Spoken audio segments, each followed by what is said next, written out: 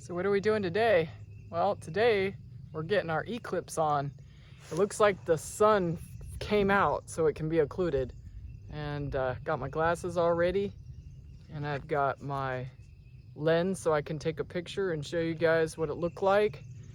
It looks like from my address, I'm in the middle of the middle, so should be about 4 minutes of totality. So I'll have to share this with you a little bit after the fact, because I'm kind of gearing up to try to do some video, and all my hip campers, they're pretty excited by now because we were really socked in. We have some clouds, but it was just straight overcast earlier, like 10:30, 11.